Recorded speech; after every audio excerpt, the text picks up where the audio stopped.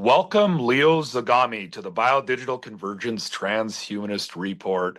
This is part two, man, and I'm really happy we're doing this again, right? Because I really respect you, and you really bring like a really incredible academic approach, like PhD level stuff, man. Like for just current events, because man, is it ever difficult to find out? Like people are looking for truth, right? Like it's just so hard to really get a good handle on what's going on. So again, welcome back to the show. And first and foremost, I want to emphasize that we are going to talk about your latest book, the new book, The Rise and Fall Yeah, of a Frankist Monster. a Yeah, Frank like monster. Epstein, right? Like this guy just doesn't I go just away, have right? So Let me get it. I have it here. yeah, Here, yeah, and I got it here too. Well, you can here kind of it see. is. I mean, Yeah, I'm like glad that you actually read it because not all the I people did. who interview me read the whole thing before interviewing me. So I really like to have an in-depth look into the whole thing with somebody who has shared this topic, has Absolutely. gone deep into it. Yeah, well, this is a hot topic, right? I mean, because this is about exposing Epstein, right, and the most powerful, like Jewish sect in the world, right? I'd really never heard of the Sabbatean Frankists in the way that you described it in this book, and you've done a really excellent job to me, and it's relevant for today, right? And of course, I will say that I am pro-Israel, right? Like, and I'm a defender of Israel. And actually, for me personally, like I really abide by what's written in Romans 11. Like there's Ezekiel 36, 37, there's Zechariah 12, Jeremiah 16. I mean, I can go on, right? But anyway, I'll leave it at that, and I'm going to read your bio. Okay, so Leo Zagami is a writer, researcher, and the son of Dr. Elio Zagami, a well-known Jungian analyst, writer, and co-founder of GAPA, an independent group of analytical psychology, of which he was president. His grandfather, Senator Leopoldo Zagami, a Cilician politician, was also a known historian and author who married into the aristocratic family of the Marquis de Gregorio. Wow, like Leo's mother, Jessica Leon Young, is a member of the family of the Queen Mother of England. Her father, Henry Leon Young, was also a writer. Felicity Mason, her mother, Leo's maternal grandmother, helped Leo develop his talents from a young age. Felicity was a collaborator and friend of avant-garde eccentrics such as William Burroughs and Brian Gysin. She Brian was also, Geisen, actually, who, by the way, was Canadian aside from oh other really? things. Oh, that's So, interesting. Yeah, yes. yeah, yeah. Yeah, interesting stuff going on up here, right? Okay, anyway, yeah, she was also known under the pseudonym Anne Cumming, that made her famous in the 80s as a controversial novelist after working for many years in the cinema business with prestigious figures such as Fellini and Zeffirelli. Zagami, who is known for a brilliant career as Leo Young in the media and music industry as a record producer, became quickly popular on the web in 2006 because of his direct involvement in the New World Order and secret societies known to the majority of us as the Illuminati. His blog rose quickly and gained attention from people such as David Icke for its accurate, fully documented, groundbreaking inside information. Between '09 and 2013, Zagami published books in Europe and Japan based on a variety of subjects that range from the history of secret societies and the Vatican to geopolitical matters concerning the New World Order. In 2013, he collaborated with well-known Italian journalists Ferruccio Pinotti and Giacomo Galeazzi in drafting a chapter for the Italian bestseller Vaticano Massoni, which was released in May 2013, dedicated to the secretive world of Vatican Freemasonry. So Zagami has collaborated with a series of articles and scopes for InfoWars and was the protagonist of a highly successful documentary made by Alex Jones in Rome called Demonic Possession of the Vatican Exposed. Leo also was one to reveal to the world on InfoWars the gay Vatican drug/orgy in the summer of 2017, which forced mainstream media to later cover the story. After publishing many books in Italy and Japan with great success, he reached the English-speaking public thanks to a book deal made with San Francisco's CCC Publishing that made Leo's first translated works available in the English language. Leo Zagami has written over a dozen books, including the bestseller Pope Francis, The Last Pope, released in the US by CCC Publishing. In 2019, Leo moved to Palm Springs, California with his wife, Christy, who runs the Cursum Perficio publishing house to avoid political and religious persecution in Europe. His latest book, Confessions of an Illuminati, Volume 12, Volume 4, Volume 5, and Volume 6.66, Volume 7, Volume 9, Volume 10, and Volume 11 were written in the English language, not translated from Italian like previous books. So yeah, that's And the latest one, because the latest one is actually outside of the Confession series. It's a new book. It starts a new process. In fact, I actually asked if you had updated your bio. I might have to send you the latest bio because okay. Okay, it's yeah, that wasn't the latest. Okay. yeah, no, because I have simply started a new course of action, having finished the Confession series with the Volume 12, as you know, which we discussed on the Yep. Jesuits. Now I am opening up a series of essays who want to dig deep into topics, of course, like secret societies, the Vatican, various sectarian realities, and so on. But of course, at times not as personal as the Confession series were, because the Confession series had always very much an element of biography within them. And instead, when it comes down to my latest book, maybe that element is a little bit less because it's more of an essay, as you had the possibility of reading it yourself. So just to puntualize on this thing, because you see, it's my first book outside of the Confession series. However, like you pointed out yourself, I also had a bestseller like Pope Francis, The Last Pope, which was also outside of the Confession series, and also Invisible Master. So I hope that people will really take on reading this book, because I think it has very pertinent information, very relevant information to the times we are living. 100%. Like it's really like I've seen even the dynamics on social media has changed. Like especially regarding Israel. Israel is just the hot topic of the world, like especially on social media. I mean, the war is being fought. You can call it the propaganda war, and it's really interesting what's seeing. There's a great divide happening too, and I'm going to call the Christian community over what's going on with Israel, right? With I call it the Church of Tucker Carlson. That's not my original thinking, but like Candace Owens, and I mean, they're recognizing right that there are certain factions within Judaism, if you will, right, that are outright like there's something really wrong here, right? And with your work, I call it like a great sifting, if you will, because the issue I have with a lot of individuals online is that they create this broad stroking judgment on everyone, right, for actions that they've captured. Okay, maybe of a particular group. Like it's kind of like this, let me put it this way. It's sort of like, well, I'm going to hate all white people because of what the KKK did, right? Stuff like that, right? Instead of kind of honing right in on the specific individuals in the group, within the group, if you will, and then dealing with them accordingly. Like, and to me, like, I guess one of my first questions was when I first looked at the title of your book, like, I didn't even know, like Jacob Frank or Sabbatai Zivi, right? All these people, right, that I'd never even really heard of. But you've really kind of pointed it out and distinguished between, like, I'm going to say, like Torah observing Jews, like the ones that would look to what was delivered at Sinai, from like how it's like this quote unquote progressivism and liberalism that turned into labor Zionism. Like I'm not the expert, right? I've just learned a lot more because of people like you, right? So I don't know if you want to weigh in, because Zionism, like again, people like talk about Zionism, and to different groups that means different things, right? I mean, so that's been like, because when I talk to an But individual, I think that, speaking with people who were actually within the Jewish community formally, religious Zionists, and have recently really changed their minds, even themselves, about certain things, because they have realized how religious Zionism was played just as an element of something that the Sabbatean Frankists created.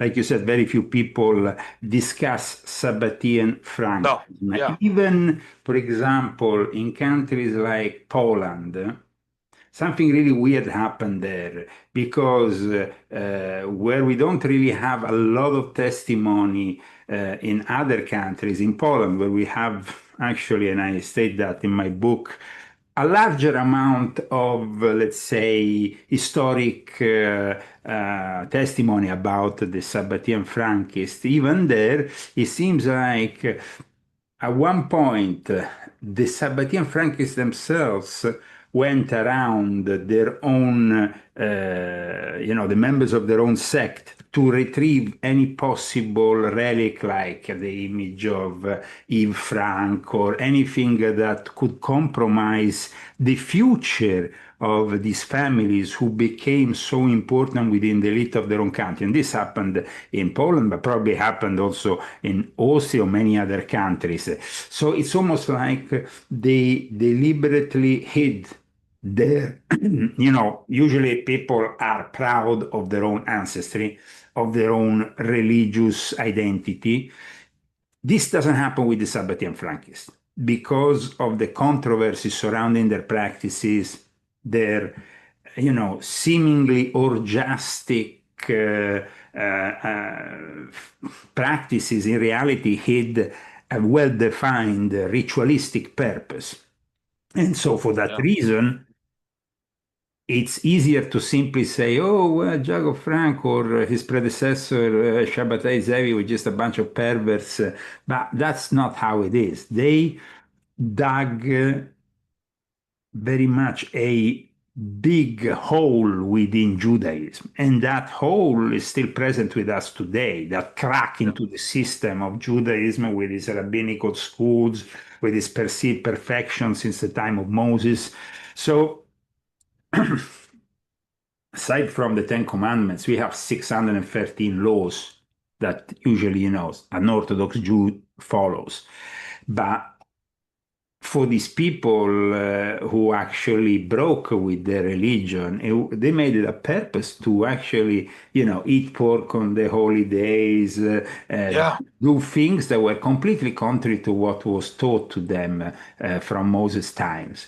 That means that in the end, we need to really understand that this book has nothing anti-Semitic about it, as you have No. witnessed yourself by reading it. And that's why I said at the beginning of this interview, I think it's important that I give an interview with somebody like you who has really gone through the book, taken his time to analyze it before interviewing me. And I applaud you for that because it's a very good thing to do as a journalist or as a researcher of sorts.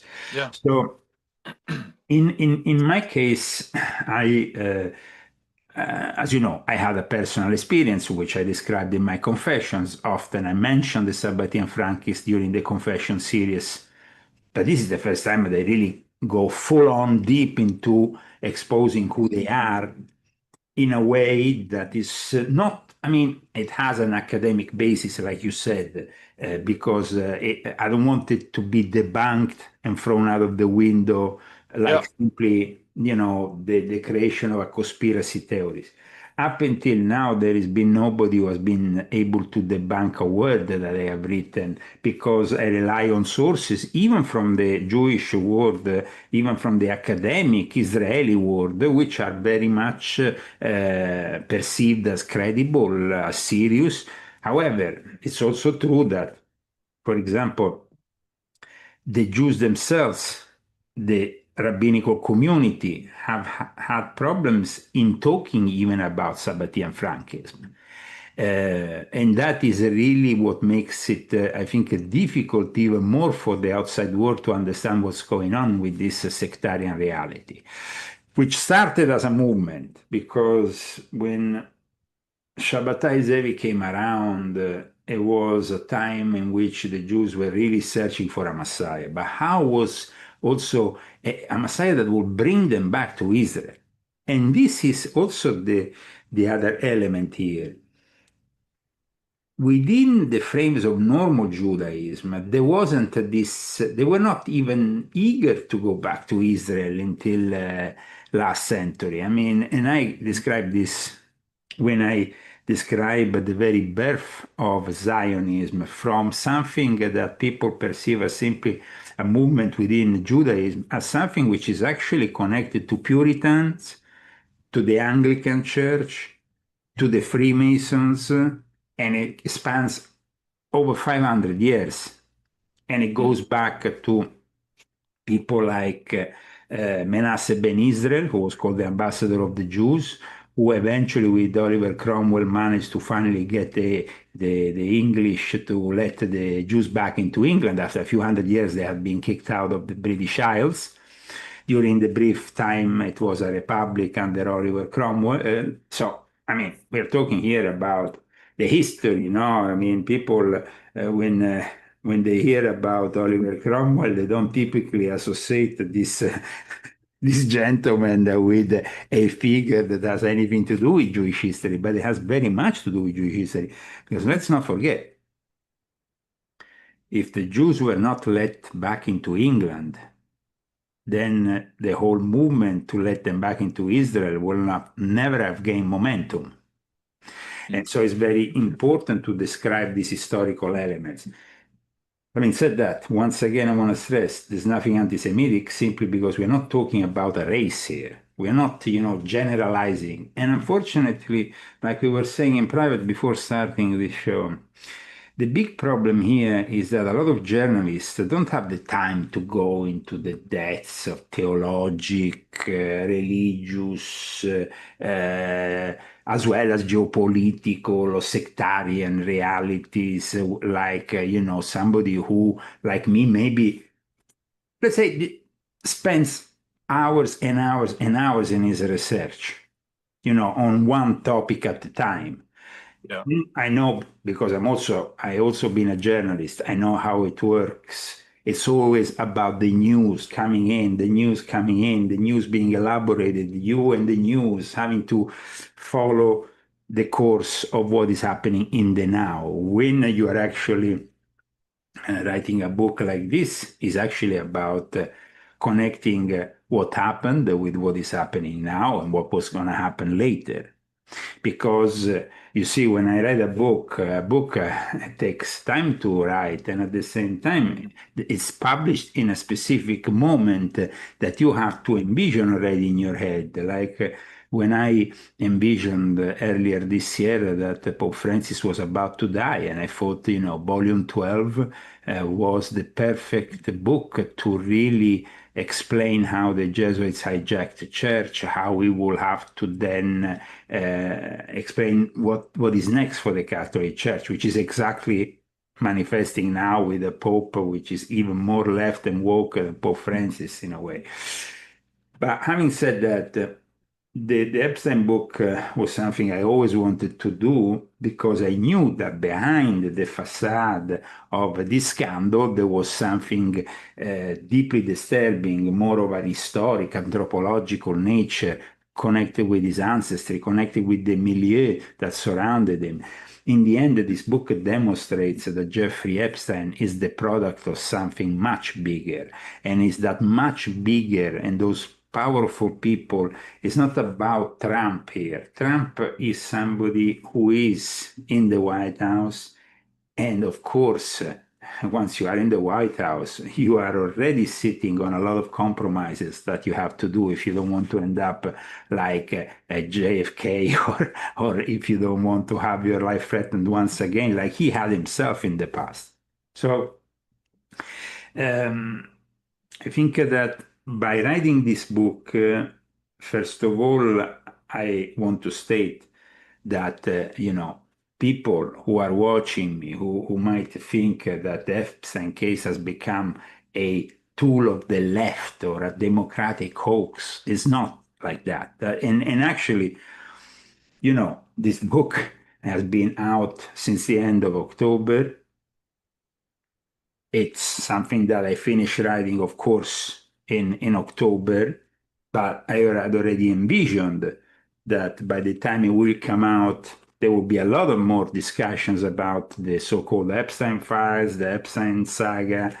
And at the same time, of course, the synchronicity brings us also to have a movie in the theaters, Frankenstein, which itself has a heavy element of symbology and allegory to do with the Sabbatean Frankist, which most people don't know about.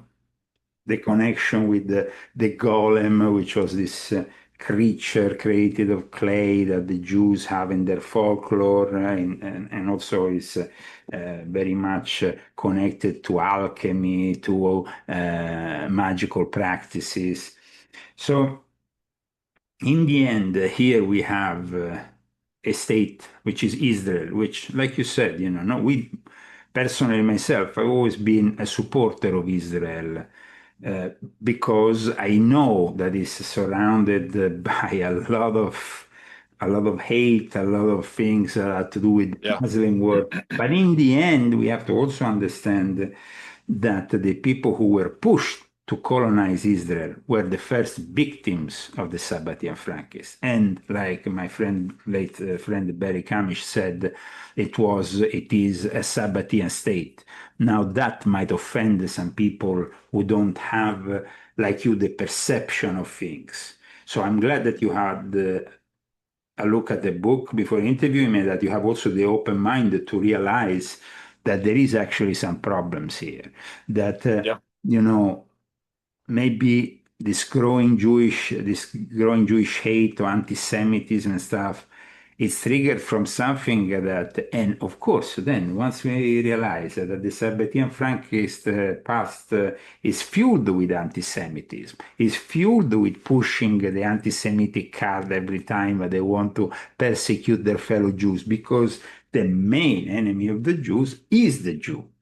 And this is, It's interesting. yeah. Yeah. Yeah. I have to highlight that I've never ever encountered anyone that was able to kind of highlight that fact the way that you've done. And I feel like what you've done is really important. At least it because there I mean, is. I think it's very important, but the problem is because in the world we are living is divided in factions, because they Yeah. don't accept that at times there is a gray area, because at times Yeah. people just want to take it the easy way. So, either they stand like a Nick Yeah. Fuentes, who is kind of, you know, even becoming an Hitler apologist. When you read this book, it becomes ridiculous because Adolf Hitler himself is a product of the Sabbatean Frankists. So, I mean, the transfer agreement was a product of the Sabbatean Frankists. That's interesting too. Yeah. Yeah. Sorry. So, Yeah. No. Yeah. once you go into that and you realize all that, I think you see, when I talk, for example, in this book about Edwin Black and his transfer agreement book, how he himself felt very awkward to expose something like this after what happened with the Holocaust, to expose the fact that there was actually a Zionist element in the transfer agreement, a deal made between Hitler and the Zionists, that there was compromise from the biggest Jewish fraternal organization known as the B'nai Brit. That is something that I go very much deep into, for example.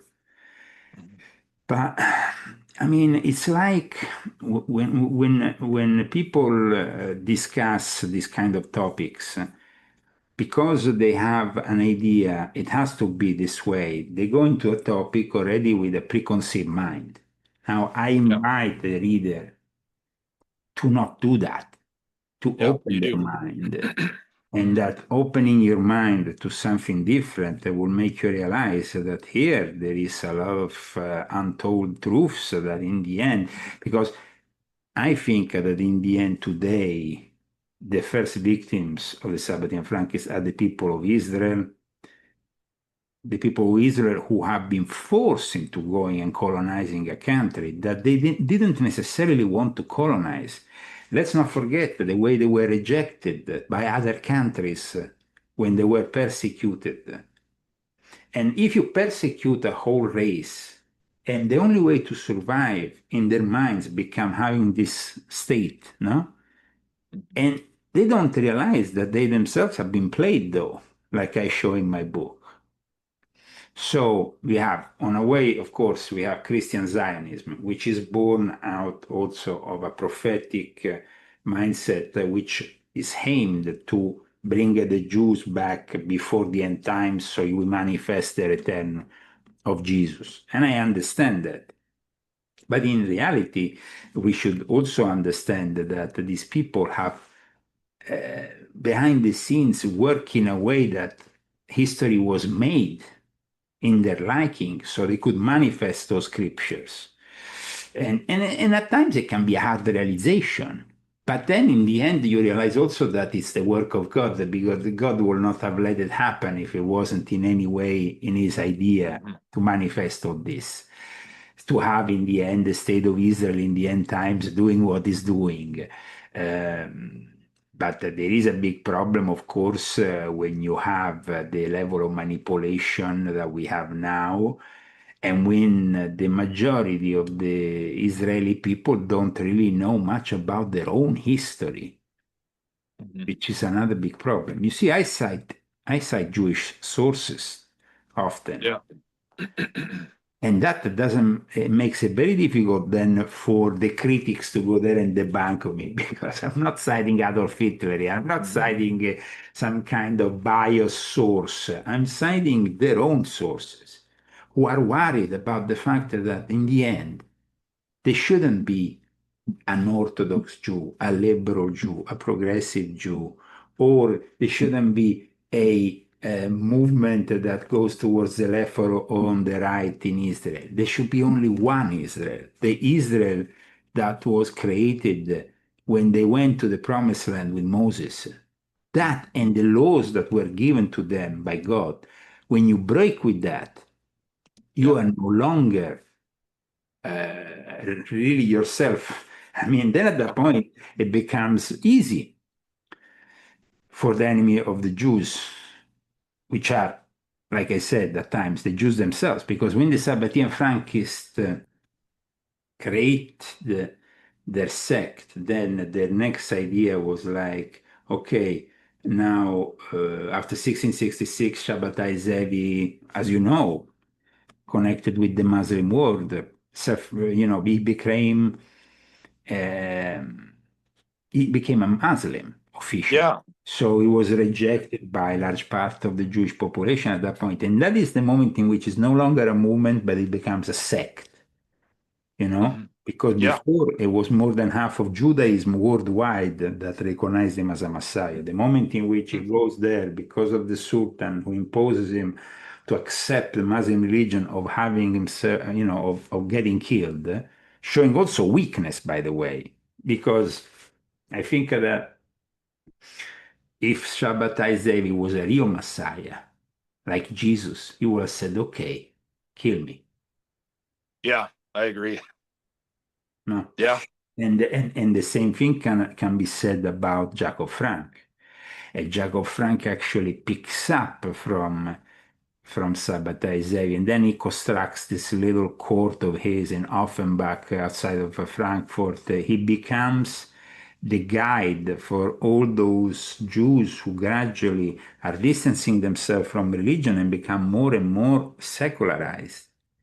We have to understand that Zionism, it's born as it's born as a compromise between secularism and religious, and the religious side of things. But in reality, the people who were behind the movement were secularized. They didn't really care about the religion. They cared about putting together the state of Israel for their own interest, possibly also to avoid further persecution in their perceived idea that maybe having a state will protect them. But it was behind the scenes a great manipulation that was ongoing. You see, when you, for example, study my book, you understand that the Jews were persecuted. They were persecuted with the pogroms, they were persecuted with the Holocaust. They were made to go back to Israel because still in the 1930s, early 1930s, before the transfer agreement, still a lot of Jews didn't want to go back to Israel.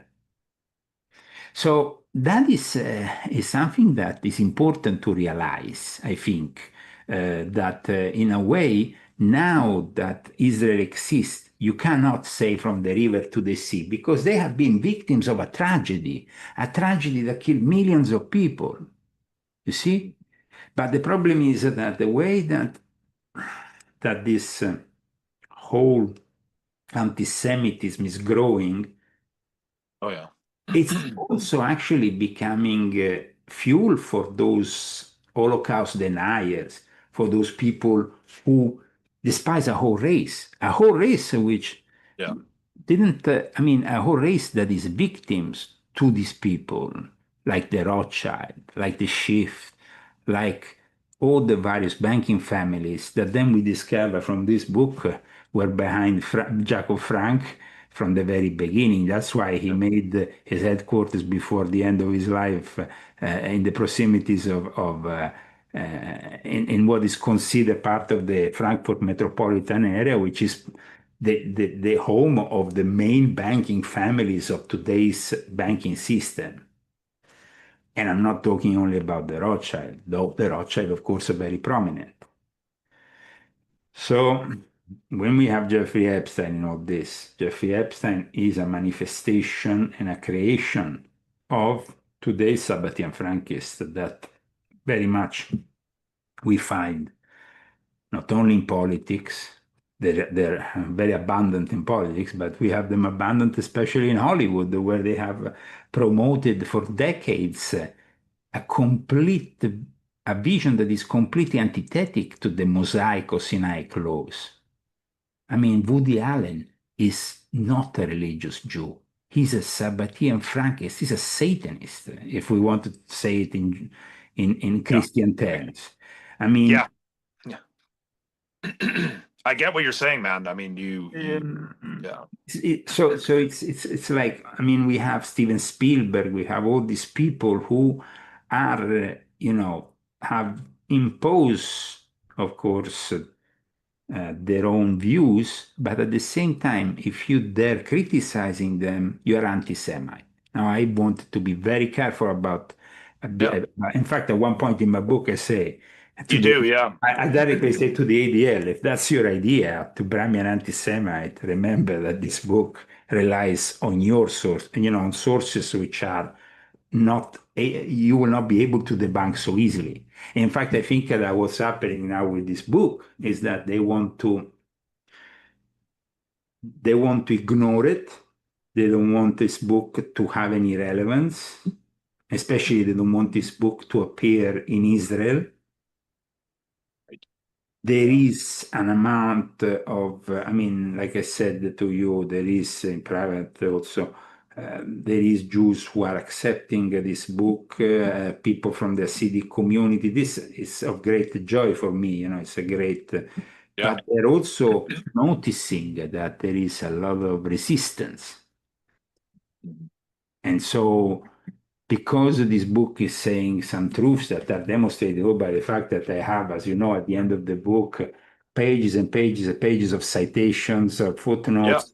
So people can continue the research, but they can also verify if my information in any way is not That's correct. right. So, and I think that what they're trying to do at the moment is to ignore it. Yeah. Which I don't know if that's going to be so easy in the long run, because this book might now be, no, I mean, it went number one in history of Judaism and many other categories related to Judaism on Amazon. It has a, you know, uh, good reviews up until now. People seem to appreciate it and all that. There is no criticism. But at the same time, I noticed that, for example, big names like Alex Jones or other names want to just ignore the whole topic simply because then it falls into the whole political shenanigans that is going on with Trump now. Yeah. Now, having said that, Trump, like I said in the book, might not necessarily be involved in any criminal activity. But unfortunately, the people who are part of the establishment that Yeah. is financing both the Democrats and the Republicans and everything in Washington, well, they are very much part of this whole. They don't want this. I mean, they have been avoiding this discussion. I mean, I don't want to make names. I had a big guy from a very prestigious show who contacted me, wanted, but then at the last minute he canceled. And this has happened over and over in the last few weeks. Mm. It's like, yes, there is people who have courage to go forward, but there is also people who are fearing that, being associated with this book would put them in the anti-Trump category. Now, you read this book. I don't think there is anything anti-Trump No, about this book. no. I mean, it's very fair. Like if you're gonna pursue truth, like you, I mean, the work you did too with the Jesuits, like the things that you're not just going after, like it's not you do it right. And I'll say that with all my heart because the way that you do it is right. And to me, like if you're like a soldier for God, if I can put it that way, that's what you do. And you're not claiming fire and brimstone down from heaven, right? You're just presenting information Mm. about like in a very factual way, right? Like yeah, and you cite your sources, and sometimes the truth, man, and you're not calling for broad stroking judgment. You're just presenting um a portion of the story that I think needs to be understood, and actually I call it the great sifting. Like it's a sifting. It's intelligent, and it's needed because too many people on like they're just so binary. It's like they just become a zero or a one, but it's not as simple as that, right? Like it's about sifting out within all the groups, within all the nations of the world. um but we're getting into other things here, but like that's the way I view it. And yes, like the Sabbatean Frankists, in the way that you've done that, this is right to me. Like this is appropriate because, like you said, like if you actually, I've read the Old Testament, right? The Torah, right? Like I mean, I know, and the reason they were handed over to judgment initially was because of breaking the covenant, which I probably would have done myself, right? So I'm not calling for judgment in that sense, but that's how the story goes, right? And we live such short I mean, lives. you had elements like Sodom and Gomorrah, which are Yeah, clearly yeah, elements in which we see the vengeance of God the once. yeah. You do, yeah, No, but yeah, we also see that this God, especially like I said, in the in the Pentateuch, what we call yeah. The in first five books, Judaism yeah, the Torah, it's evident that there is a God yeah, that gets angry over and over again because these people just don't seem to get it at times. And so a there is a a hundred panic. percent, Okay. yeah, But the problem is, in regards to Sabbatean Frankism, is that when Sabbatai Zevi comes along and then Jago Frank, they bring also a new Torah because there is also the oral yeah. Torah and a new interpretation, which at times, like I stated, is completely, I mean, it's just like out of an It's Alice the opposite. Crowley novel with King David having an homosexual act in the I mean, things that Yeah, are, yeah, you know, and I didn't even want to go too far into all the perverted teachings of it all, but yeah, I at least gave to the reader without, breaking his head, possibly with 1,000 names and 1,000 different, I yeah. tried to make him understand that the way that the Sabbatean Frankists were bringing themselves out of Judaism didn't really damage only Judaism, because then, they link with Islam. Then you have Shabbatai Zevi, who at that point creates the Dommeh, which are these crypto Jews who claim They are Muslims outwards, but they continue to practice indoors their own form of Sabbateanism. And then you have the in Thessaloniki, Jacob Frank arrives, and then you had Baruch Russo, who was the second guy who claimed to be after the death of Shabbatai Zevi, the guy who claims to be the reincarnation, and after him, of course, is Jacob Frank. But Jacob Frank doesn't really want to keep himself simply within the Muslim Ottoman Empire kind of, he wants to go beyond that. He wants to go into the Catholic world. He wants to create this Edom, this new way of viewing the Shekinah, which is like viewing the Virgin Mary, and he creates like this worship of the Shekinah or Shekinah, however you want to pronounce it, which is very much the worship of the Virgin Mary. In fact, he associated with the Holy Mary of Czestochowa, which is also very, as I described, a very important connection to Ghislaine Maxwell and Jeffrey Epstein, because then this book is also about them. It's also about going into why is Ghislaine Maxwell so revered by this sect that she's not being killed, she's being treated like royalty within her own prison. When you read this book, you realize that she had a role. She wasn't just this, the daughter of Robert Maxwell.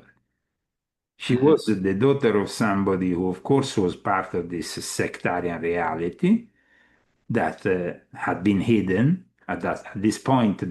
See, the problem with contemporary Jewish scholars is that they have not been able to trace links at times with, where this Sabbatean Frankist ended up, simply because, like I said earlier, traces were deliberately taken away so that people couldn't, if I went into a house of a Sabbatean Frankist family and I saw the image of Jacob Frank or Yves Frank or Shabbatai Zevi, I would automatically say these people are not traditional Jews, they are something different. Yeah, that's right.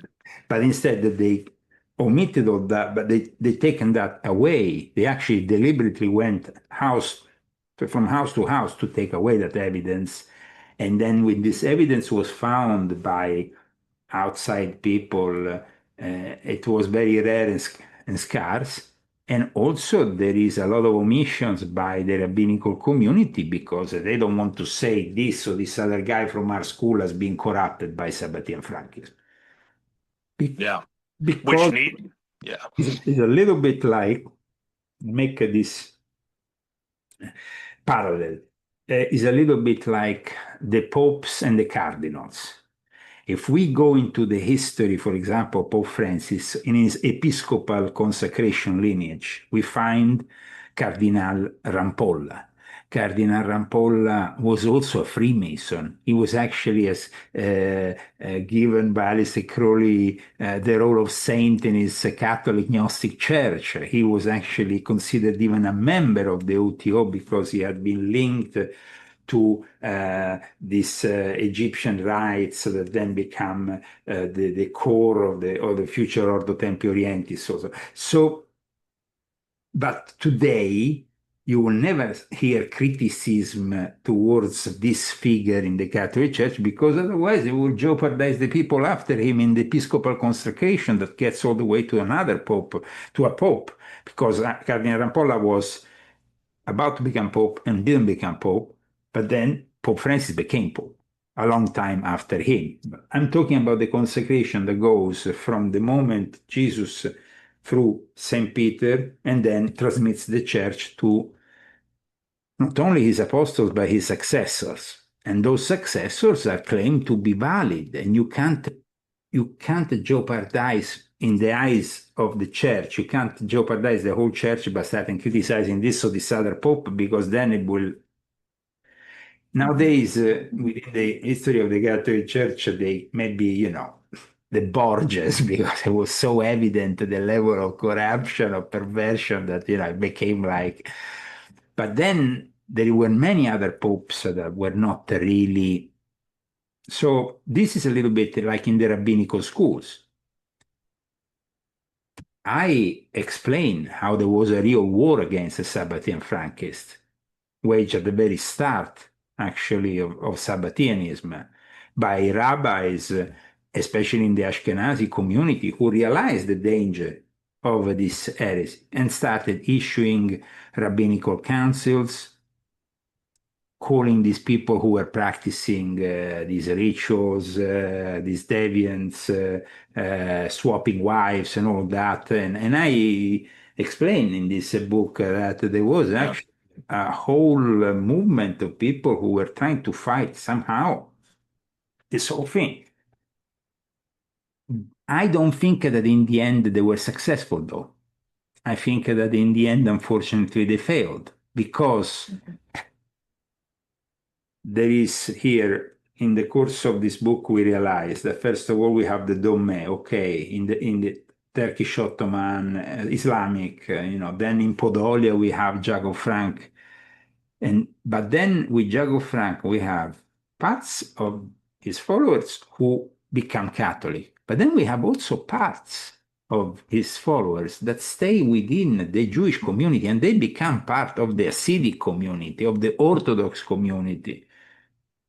So they bring that Yeah. gradually, those communities to accept the message of Jacob Frank, but maybe in a more veiled way.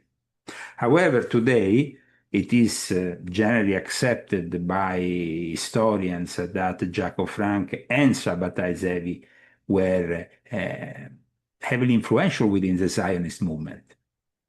Because also my book explains that Sabbatai Zevi didn't just wake up and become the Messiah, but he had a father called Mordecai Zevi that nobody ever talks about, that worked for the for for the Brits and for the Puritans in England, who had this idea that they had to bring the Jews back to Israel to manifest the end times. Mhm. So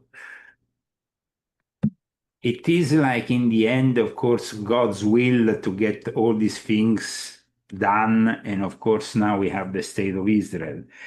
And of course, also, we shouldn't criticize necessarily the state of Israel because it is they are the victims, the inhabitants of it, of this whole manipulation game that pushed them from wherever they were living in Russia, in England, in this and there, in Germany. They got pushed into going back to, to finish their diaspora forcefully. If the Jews were living tranquil in Germany without the Holocaust, or in Russia without the pogroms, in other parts of Europe, I think that Israel would have been probably very scarce in Jewish people because Jewish people Mhm. didn't, like I expect, this concept might seem controversial for some, especially for some Christian Zionists. But it is the truth. It is the truth that then we also see with the transfer agreement, which manifests in a time in which B'nai Brit also, the identity of B'nai Brit, which is a Masonic, quasi-Masonic order that I uh, talk about in the book, very important in our story also with Jeffrey Epstein, because then the mega group founded by Lex Wexner becomes like the Illuminati of their own form of Freemasonry, which is the B'nai Brit. They were the ones who didn't believe immediately Adolf Hitler could be a threat, simply because they let it happen because Adolf Hitler himself was a Sabbatean Frankist product. And that is controversial. I mean, still to this day, when you say Adolf Hitler was partly Jew, so at this point, this makes also people like Nick Fuentes look like complete fools because if you're praising a guy who himself actually was a Jew and a Sabbatean Frankist, you're a complete idiot. Yeah. Yeah. Well said. Yeah. Yeah. I mean, and you also touched on the quote unquote Khazarian mafia. I Ah, like that you did address that too, because that's a big one, right? That's another big one, and a little another bit on the big protocols. big conspiracy that we always hear. I think that even when I actually did in last few weeks a lot of interviews to promote this book, there was still occasionally somebody who brought up this topic. And I immediately said, listen, you need to read the book because, this book explains that the Khazarians were never a race. They were never, sorry, the Khazarian Jews were never a race. They just simply embraced a religion. That doesn't make you a Jew. A Jewish identity is also defined by their DNA. That DNA can be Ashkenazi, can be Sephardic, can be Yemeni Jew, can be Ethiopian Jew, but those are specific DNA, traceable DNAs. You can't trace the Khazarians. Unfortunately, because there was no DNA studies 100 years, 150 years ago, this whole thing crept even inside the Jewish milieu of of various rabbis who at one point even themselves started to say, well, yeah, the Khazarians have a link with the Ashkenazi, or maybe this and that. Yeah, the theories Nowadays, started. Yeah, nowadays it's all been debunked. The Khazarians, it was a beautiful country that did a diplomatic move to, instead of embracing Islam or Christianity, finding themselves squashed between these two realities because yeah, they were yeah, literally squashed by these two realities, geographically speaking. They said, okay, we're going to embrace Judaism. So then we're not going to make anybody upset. We're not going to make yeah. the Christian You- upset. We're not going to make the Muslims upset. We're simply going to say we are Jews. We embrace Judaism. And that because Judaism is recognized within the Quran, it makes it possible to not have, it's not like deemed completely infidel in their eyes. And at right. the time Yeah, for the Christians, Jesus was a Jew, everything. So, yeah, but I repeat, it was important for me to bring in the book the latest yeah, DNA studies and to yeah. simply debunk this Khazarian myth, which is circulating and has been circulating for decades in the conspiracy circles. And it kind of like, I mean, even from serious researchers that I saw like serious researchers, suddenly they come up with this thing, and I'm like, oh my God. Well, it's good. It's good. Like the way you addressed it, I thought it was.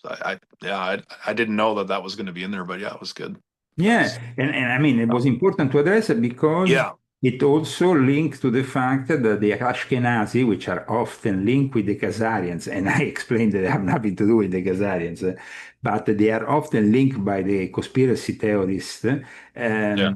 and blamed for all the ills of the world. They were actually the ones who first fought against the Sabbateans. Hmm. It's interesting. Yeah. Actually, it puts you a little bit like in a condition to say, oh, maybe I got it wrong, But Well, especially, and yeah, man, I have to weigh in on this. This is part of the problem today. It's like, mm, when you're a child, you're used to being wrong, right? Like, I mean, mm, you're used mm, to being mm. corrected, and then it's like we get older and then we don't get as much intervention per se, and then we start thinking, oh, well, I'm just right about things. No, no, big mistake right there, right? Most people, no, it's just you don't have that corrective force like working in your life as much as when you did when you were a child, unless you know how to come to what I'm going to say evidence-based conclusions. Like to me, I feel like your way of thinking makes sense. At least you can create, well, when you write your books, you can tell us why you make the statements you make, or explain why you've come to these ways of thinking. And I mean, I think that's how the mind should work, not Yeah, just like, and I tell you, yeah, for many years, I had people saying, oh, Leo Zagami is a Zionist. Oh, Leo Zagami is this because he likes Israel, but at the same time, he's talking bad about the Muslims. I'm not talking necessarily bad about the Muslims. I wrote a whole book about the Muslims, and yeah, actually, I yeah. took praise from the Muslim world because it's so factual that even a sheikh dedicated a video on YouTube to this book, and nobody Yeah. actually gave me 5 stars, even the Sufis, which I criticized. So I was kind of shocked because I thought there would be a much more like, they would have probably done a fatwa on me and I would have ended up like Well, something. yeah, yeah. No, instead, I was like invited to Dubai. People like are saying, why don't you come and visit Mm, us, this or this other Muslim countries to give us a lecture about this and that. So that was kind of surprising. Um, but even with this book, I have problems in promoting it because it's hard for people to digest the whole thing with their binary mindset. And Yeah. and of course, it has also the Sabbatian Frankist element, which is connected to then the promotion of this protocols of the Sages of Zion. What happened later on with the protocols became, current, reading and material of study in most universities in the Middle East or in Iran or in other places. So, I mean, it creates then that hate element Yeah. that A we see. 100%. And I mean, and the question becomes, is this all staged, right? And I mean, if, like, of course, most people would say, yeah, it's like playing, they call it the checkerboard, right? But with real people, right? I mean, it very much seems that way to me, but I mean, it's like I've been in the Middle East. I had the possibility to spend time there. I have the possibility to spend time with some great people who made me yeah, realize a lot of things. I talk about it also in Volume 10, of course, especially in Volume 10 because it's more part of the confession series. So it's like, uh, but having said that, my experiences with all three the Abrahamic faiths have not only been purely academic, they have been also a very personal nature. And for that reason, I actually am very grateful to God who has given me this possibility to grow up in a family that was very open-minded with a big background yeah, in studies of an esoteric nature and so on, but also gave me the possibility to, I had the relative who was Jew, the relative who was Christian, the relative who was, and then I got involved with the Islamic world myself directly and yeah, ended up even having a child who I never saw again. And this is evidence that probably they talk about being a religion of peace and of tolerance and all that. But like I said in this book, when I said you might say I'm anti-Semitic, I said, bear with me a second. My personal story proves that I am not a friend person of no, the Muslims. that's But having said that, I'm not also a bigot who criticizes everything without taking what is good in those, yeah, 100%. teachings. Those because I saw some beautiful things in the Muslim world that I liked, and I think that the Muslim world has also influenced very much. Not only the esoteric world, but through the Renaissance, Hermeticism, everything that was preserved in a way from the Iberic Peninsula, where then we had the scourge with the Christian Inquisition. And that is another element that I bring out also in my book when I start talking about the Marranos, the Conversos, and the fact that there was this guy who for the first time brings in with a book this French theologian and anthropologist Isaac Laprère, who in Mhm. reality we discover being a Jew, a Marranos, but I also explain no, that the Jewish Marranos are the ones who converted, but in reality they practice Judaism in secret, while the conversos embrace Christianity. And then, so there was this element at the very basis of then this alliance that then grow. This alliance grows in England, doesn't grow in any other place. It is there that eventually, it grows through a few centuries. They even create British Israelism because it was like they went from kicking out the Jews altogether Hmm. to And then to actually embrace them as yeah, and to actually say we are the lost tribe, we are the lost tribes here, we're the lost tribes. I mean, and then the Balfour Declaration came out. and then, Yeah. but all it was to arrive to this Balfour Declaration, we have a few hundred years of history, which I also describe in my book, Hmm. because without Yes. understanding that history, we cannot understand how a country completely turned around and embraced what they actually had despised before. Yeah, I think everyone should read your books because you're not a polarizing individual, which is very rare. Because yeah, like you talk about, yeah, I've noticed you talk about everything, and like it's unique. Like, and I think it's well needed. Like, and I'm really hoping like I mean, and then you it'll have like all the other part that we will obviously we don't have time now to discuss, but we have all the no part of influence that these teachings, Sabbath Frank's teachings, had upon the esoteric world and the hmm world of secret societies, from Aleister Crowley to Madame Blavatsky to Eliphas Levi to all the way to more recent times to Anton Levi, to Anton LaVey. So, I mean, it's like yeah. without these people, we will probably have a completely different world because Yeah, we for sure. I mean, but you're an educator, right? You're like a professor. So I mean, I really appreciate it. I appreciate what you do because it helps. It helps those uh, who are looking. Yeah, yeah, I mean, I accept criticism if the sure. criticism is the right criticism. You know, if somebody comes to me and says, "I don't stand by what you said here," I don't. I actually accept that. But if actually you bring me even evidence of some wrong statement on my side, some, you know, I will definitely then embrace it and correct myself in the future. But like I said, before writing these books, I give it a lot of into Mhm. it. I try to cross-reference different sources. I don't really rely only on one source. When it comes down to the transformation of Judaism, you know, the transformation of Judaism is what gives us today transgender rabbis, women rabbis.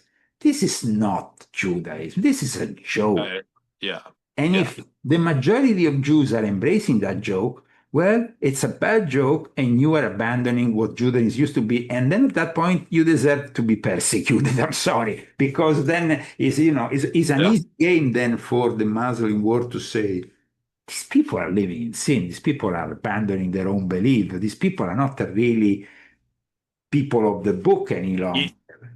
You, it, you couldn't have said it better than that. And when you look at the history in the Old Testament, right, like when the people abandoned the Word of God, which we're seeing that again now, right? Like I'm not sure how this is all going to unfold in North America, but Sure. when you abandon biblical morality, like I would say the New Testament highlights what that is in the highest form.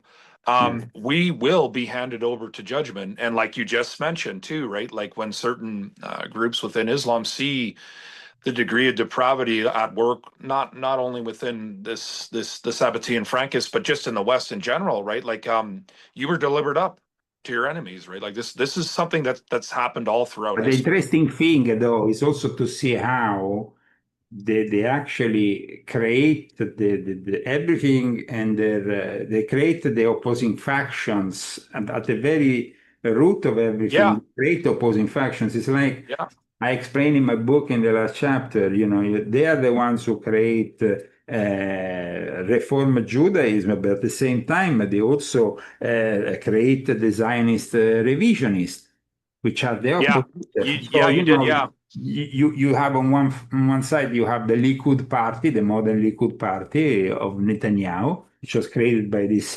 Sabbatean Frankist gentleman over here. And at the same time, you have the Reform Jews that were created by the Jewish Enlightenment, heavily inspired by the Sabbatean Frankists, who eventually led the Jews to abandon their own practices and actually perceive those Orthodox people as primitive, even. hmm Like I state in my book, at one point, Franz Kafka watch says, who are these people talking Yiddish? Doesn't kind of tribe from, I mean, almost like the first Zionist who actually, and I explained that, who actually inspired then I mean, the anti-Semitism of the Nazism, unfortunately, was also inspired by the Zionists. And yeah, that is, I mean, it's, of course, once you read, you understand, the evolved Jew will say, wow, okay, I realize this and I appreciate what you are making me learn here. But the yeah, superficial person, even in Israel, will say, no, no, no, you know, yeah. because, I agree. and so um, I find myself to these days with very few evolved Jews evolved Israelis who have the mindset to understand that this book is like denouncing the Jesuits for the Catholics. It's like denouncing, Exactly. Yeah, or, 100%. for example, in Islam, denouncing those sects who have deviated from whatever was the initial path of Islam into in a variety of. But then we see, like, even even the first the schism in the Islamic world was created by a Jew called Saba who Mm. created the Shia Muslims who then became the main persecutors of what? Of the Jews. So then it becomes, and who was Adolf Hitler? He was also. Then you understand that the real enemy of the Jew is the Jew, because then Anton LaVey, what does he say in his statement? He says that for him, the ideal Satanist was the satanic Jew, like Yeah. him, like Marilyn I, Manson. It becomes a problem, but yeah. if you don't have that self-criticism, that capacity of accepting that you have done mistakes, that you are not the perfect race, that you shit gold here, or that everything is Yeah. perfect that you do, no? 100%. I Because mean, otherwise Moses would not have come down the mountain and got really angry and broken the whole, and broken the yeah. thing when he saw these people worshiping the golden calf. I mean, that was Yeah, the right away, right? beginning. Yeah. Even after all the power. Yeah. I mean, even after that demonstration of power. But yeah, no, you've done an excellent job, Leo. Like it honestly, I would encourage everyone to really get into the things that you're talking about, and also that you confess, Jesus Christ as Lord and Savior, right? I mean, that's powerful, man. Like the things that the way that you write, it's really really valid for today. Like, and I point people to you because you've done the work, and you need to be given credit for that. And in the war, right? I call this the battle for souls, if you will. But Thank you so much. Thank you so much. yeah, no, I mean, I mean, the fact that today we are in a situation politically and religiously where yeah, everything is so confused when we yeah, actually have the possibility, if you have a clear mind, to access all the information which would have been impossible 100 years ago. At one point in my book, as you know, I explained that, for example, even at the time of Crowley, or at the time, it would have been limited the amount of Jewish translations in English of certain things that regard the Kabbalah or other things, or other, it would have been difficult because things were not translated yet as they are now. no, We don't have in old times, it was very difficult to have access to archives like we yeah, have now.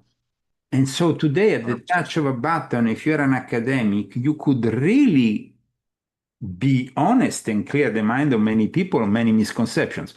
But unfortunately, we know the academic world in itself is controlled from these Yeah, factions, and so the result is a diluted, impoverished intellectual world in which basically, if you don't believe simply in what is, their own version of history or their own version of religion or their own version of economics or whatever, you are not. Uh, you're not part of the club. You oh are yeah, uh, despised. I mean, even yeah, myself, I find a lot of difficulty. I have very few people within the academic world who embrace me or who follow my work. The few who do that, they actually compliment me. They like what I mhm, do. But they are few and scarce because the majority simply like to say, okay. Jacob Frank, Shabbat Zev, yeah, whatever. They were simply part of our past in Judaism and in the history of Israel. Yeah, maybe they had a little bit of influence, but now we are in the year 2025. We are a modern. Sorry, but how did you arrive to this point? You are a yeah, product yeah, of the past.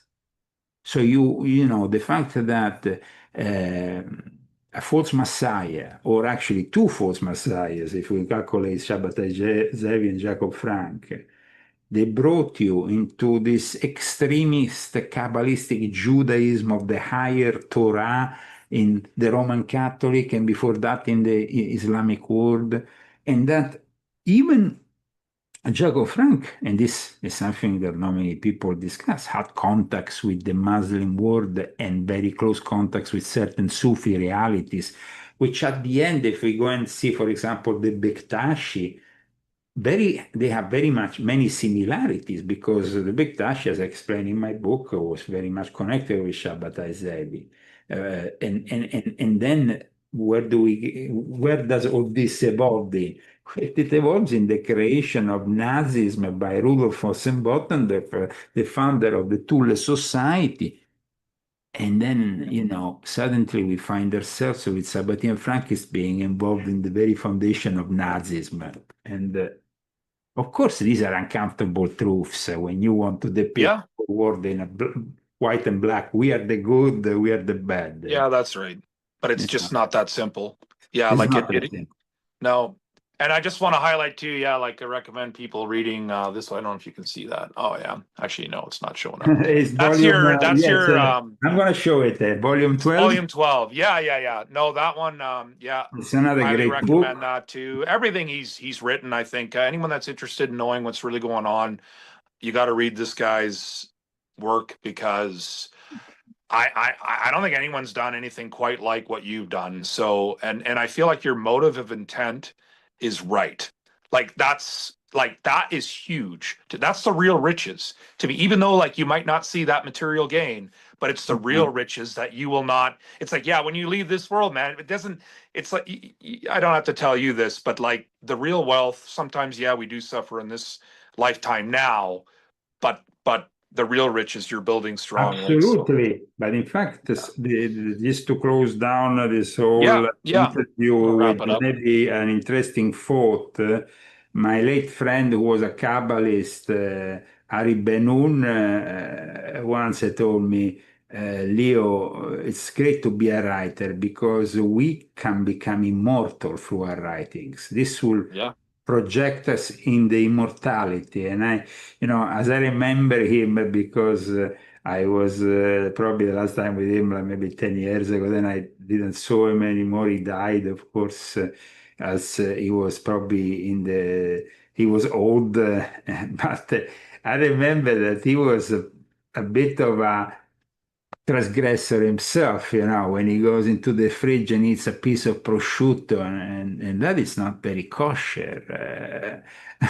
But you see, it's like I met also good people who had the Sabbatean Frankist background. I didn't meet only bad people. I have to admit that there is also good people in every background. So I even met those transgressors of the Mosaic or Sinai Law who were, good people. You could actually engage yeah, in a good conversation with them.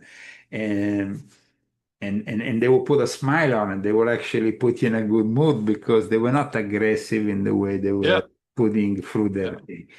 thing. However, I understand that abandoning the path of your own faith leads you to an uncertainty and that, you know, we should never leave the path of our ancestors, and we should I always agree. cherish what they have done for us. And of course, if the Sabbatean Frankists have these ancestors who have committed an untellable sins and a deviance from the Mosaic laws and all that, I understand that that is very heavy.